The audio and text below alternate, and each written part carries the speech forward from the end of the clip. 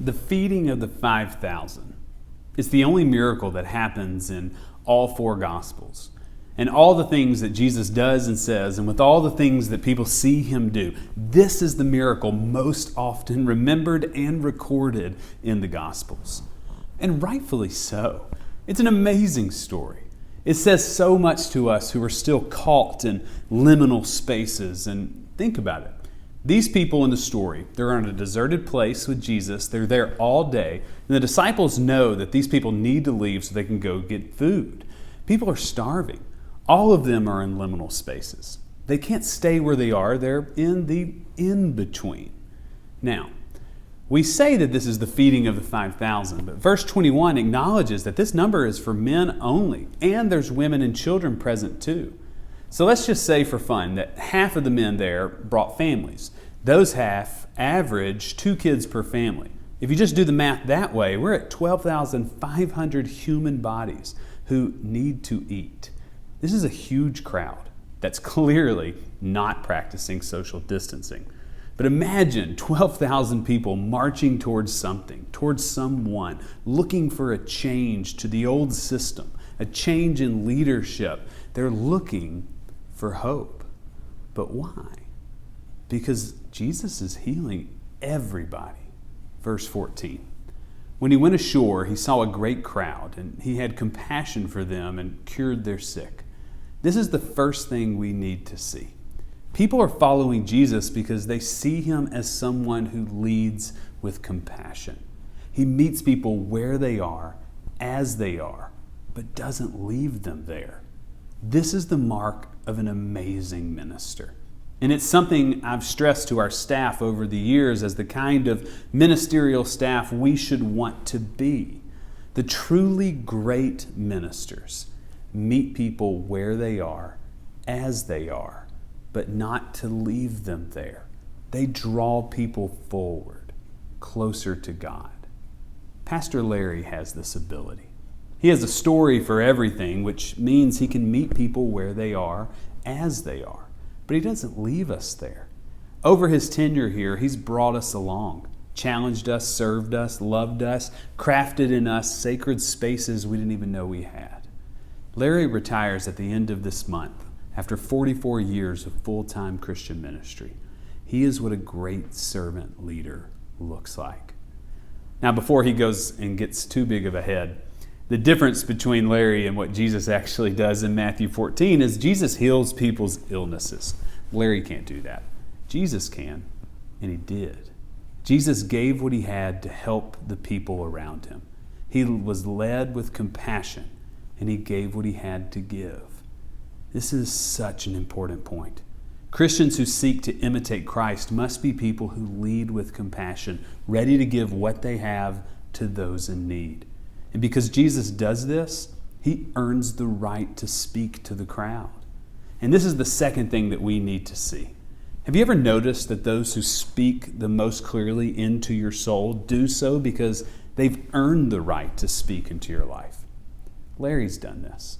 When Larry speaks to a crowd, it carries a certain gravitas. His words have substance. I could say the same sentences that he says, but they land differently in the room. Why? Because Larry's seasoned. He's put in the time serving. He's earned the right to be heard because he's modeled his career after Jesus and became a servant leader. I remember coming on the scene 5 years ago. I had a lot of words, a lot of thoughts and ideas that I needed to share because then you'd be impressed by me if I could just get in front of you and say the right words. As it turns out, that's not how you lead people. Larry's taught me that. And probably he never even knew he did. Words are not how you make friends. It's not how you ignite a movement. It's not how you lead people. Service is. Helping people become servants is. Larry knew this. First Baptist has also taught me this. The mission work that we've done over the last 3 months is extraordinary. We keep showing up. We keep serving. It's because this church knows the value of seeing the world with compassion and giving what we have to give. Now, I will say this. Words do matter. Every major movement in human history has had a central figure who orates and motivates the masses. Words matter. The central aspect of our Christian faith is corporate worship, and worship centers around people reading and interpreting words. How we say things and when we say things matters. But those words sound the best and are heard the clearest when the person saying them has earned the respect of the people hearing them. This is what it looks like to love people where they are, as they are, but not leave them there, because you give what you have to those who need it. Jesus does this perfectly in Matthew 14. He spends all day healing people, and then he speaks. Verse 15.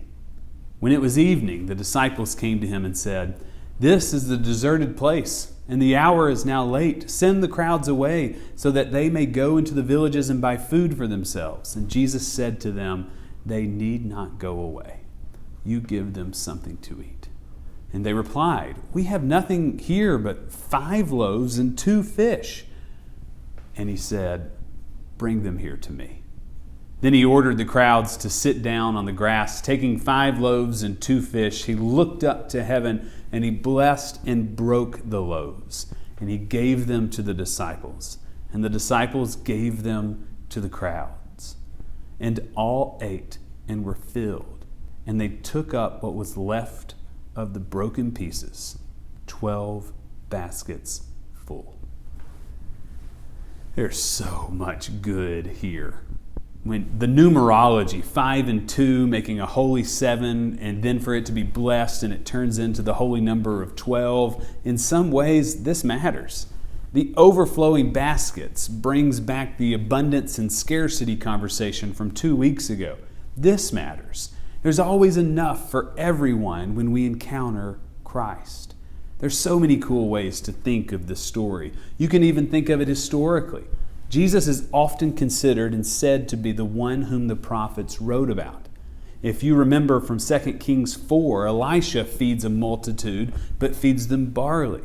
Now maybe Matthew 14 is Jesus' way of saying, "I'm the new Elisha, and I don't give out the least expensive peasant food of barley. I give bread and fish."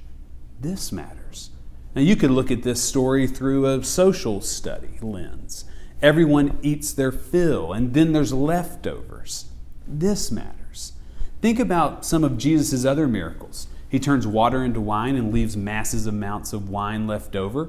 The disciples haul in a great catch of fish more than once where it almost breaks their nets. There's more fish than they could eat in a lifetime. He spreads 3/4 of his seed on ground he knows won't take because he has so much to spare. And now this one. There's 12 overflowing baskets. This matters. With Jesus, it's about abundance.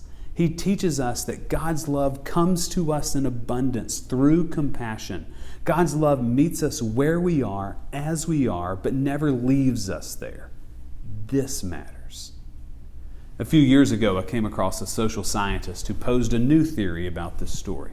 I can't shake it out of my mind. It's too good. Now, what I'm about to say is not meant to replace the biblical or historical account of the story in any way. It's just an intriguing take on the story. What if the miracle is not that food appeared out of nothing, but that people instead were moved by the Spirit and Jesus' compassion to give what they had for the good of the group? Ponder this. What if the 12,500 people who chased Jesus down on foot anticipated a long day? So they too brought with them a snack or a meal. And what if, following Jesus' servant leadership, they too gave to the group what they brought? 12,500 people offering their resources for the good of the group. It's possible, even probable. Would it be any less of a miracle? I don't think so. Last week, the school system unveiled its COVID-19 plan for the fall. If you haven't heard, our kids will be going 2 days a week to school and then at home virtual learning the other 3. If you're wondering, what are families going to do? Well, I'll tell you as a father, we're asking that question too, and there are very few good answers.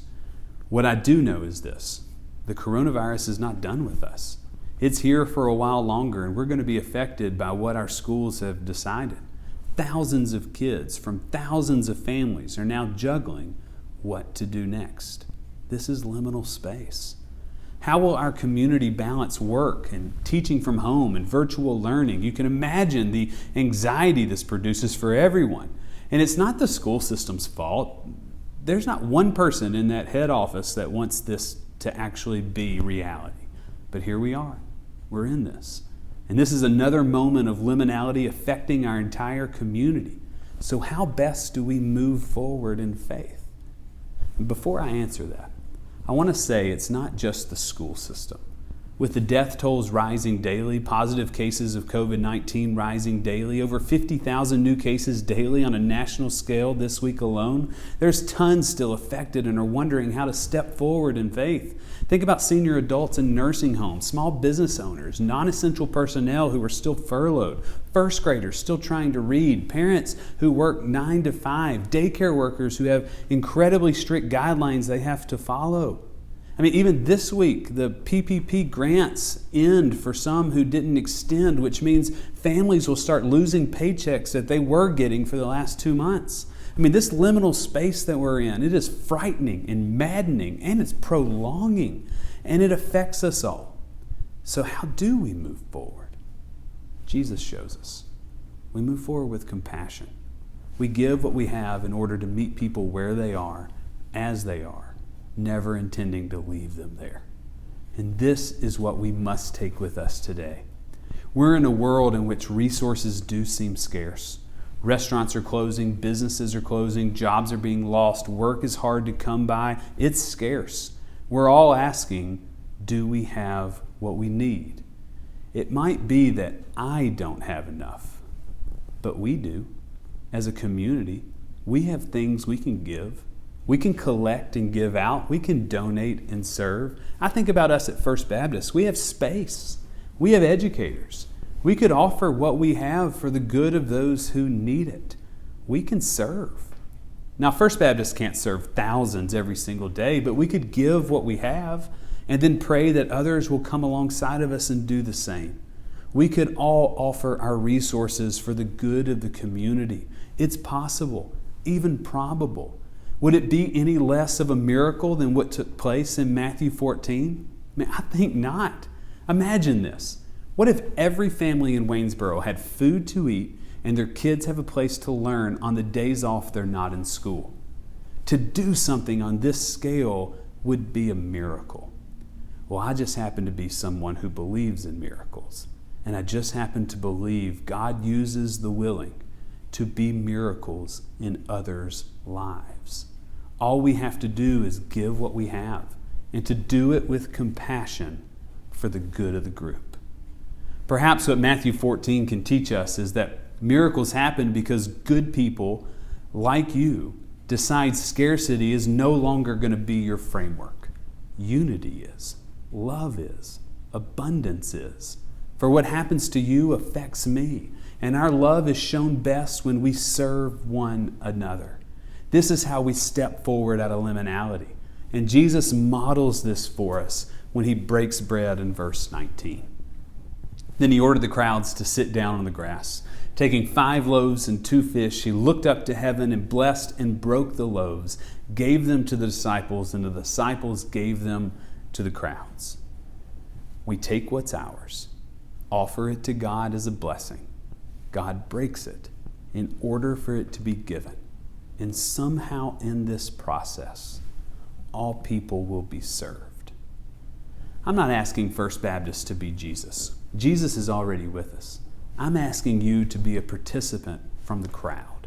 Let's give what we brought to the good of the group and let God bless it. Let God serve through us. Let us be servant leaders. We are a part of God's miracle working business, not because we come up with it, but because we surrender to it. When we offer what we have to those in need, we reflect the love of Christ in the world.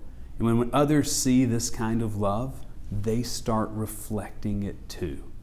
This is how miracles happen today. And it starts with you.